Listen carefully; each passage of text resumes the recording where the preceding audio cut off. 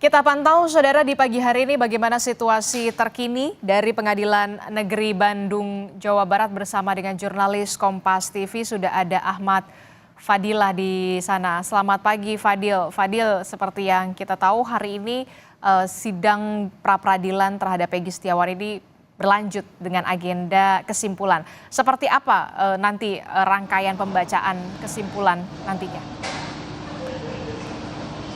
Iya, Adisti dan saudara, setelah kemarin sidang pembuktian dengan mengadakan saksi ahli dari Polda Jawa Barat, hari ini rencananya pada pukul 9 sidang lanjutan gugatan pra-peradilan Peggy Setiawan akan kembali dilanjutkan, sehingga dengan agenda kesimpulan dari pihak pemohon maupun termohon. Adisti, memang sampai saat ini proses persidangan masih dipersiapkan, baik itu di ruangan maupun sambil menunggu kedatangan baik dari pemohon dan termohon. Adisti, memang terkait dengan agenda hari ini adalah kesimpulan. Sampai saat ini memang kami dari para jurnalis belum mengetahui secara pasti apakah penyerahan kesimpulan ini hanya dilakukan dengan menyerahkan kepada majelis hakim atau akan dibacakan baik dari termohon dan termohon. Adisti, memang hari ini bukan hari terakhir bagi Majelis Hakim Eman Soleman untuk mendapatkan bahan pertimbangan sebelum melakukan putusan pada Senin mendatang, di mana memang dari serangkaian agenda persidangan hari ini, di mana terakhir pada sidang kemarin ada perdebatan antara tim hukum Peggy Setiawan dengan Polda Jawa Barat. Oke, kita akan tunggu bagaimana nantinya sidang pra-peradilan. Kita akan simak bagaimana pernyataan dari kuasa hukum dari Peggy Setiawan berikut ini. Keterangan saksi siapa yang mengatakan Peggy Setiawan adalah Peggy Peron? Itu sama sekali tidak ada. Kemudian lagi mereka ajukan lagi bukti surat.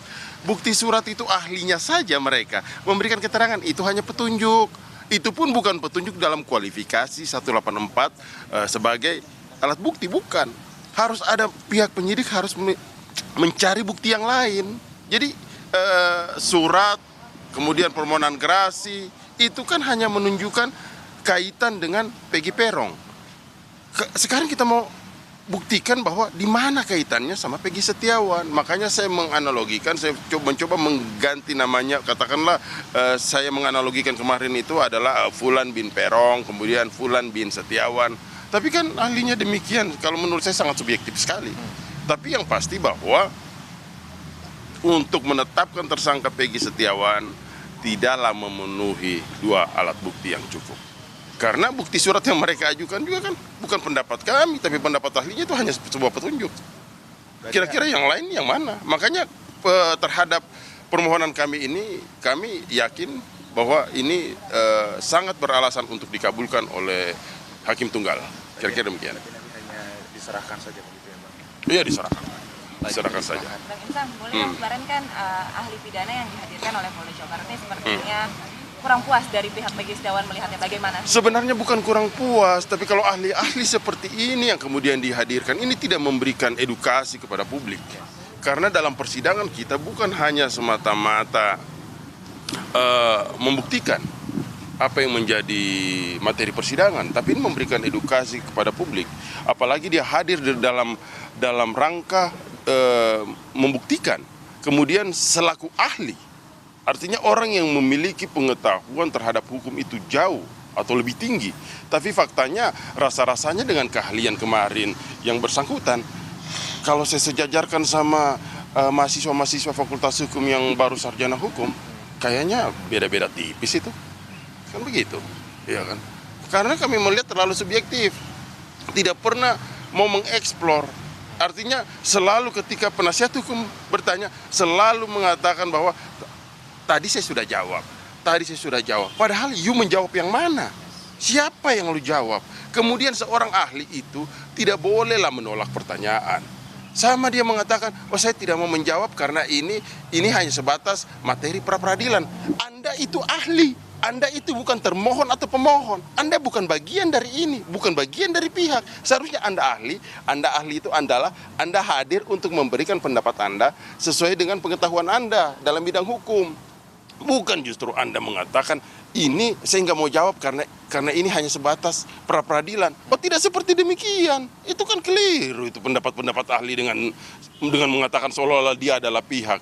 Ya, kalau dia munculkan keterangan seperti itu, maka kami menduga apakah ini memang terkolaborasi dengan pihak termohon sehingga keterangannya tidak memberikan subjektif, keterangannya tidak memberikan netral. Ini kan sama sekali tidak memberikan edukasi kepada masyarakat atau publik. Kira-kira demikian. Tadi sekali lagi penegasan dong bahwasannya pihak dari kuasa hukum ini optimis untuk Oh, sangat optimis, aku yakin karena keyakinan kami berangkat dari fakta-fakta persidangan, kemudian berangkat dari bukti-bukti yang ada, sampai tahap terakhir kami menyimpulkan bahwa Polda Jawa Barat tidak memiliki 2 alat bukti untuk menetapkan Peggy Setiawan menjadi tersangka.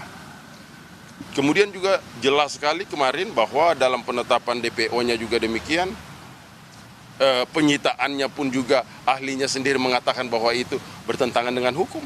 Jadi seperti apa ini? Memang sejak awal ini terlalu dicari-carikan, terlalu dicocok-cocokkan. Makanya ini kami dalam materi pra-peradilan ini sebenarnya secara substansinya adalah kita mengkoreksi kinerja kepolisian. Karena yang kami harapkan adalah aparat penegak hukum menjalankan tugas secara fairness.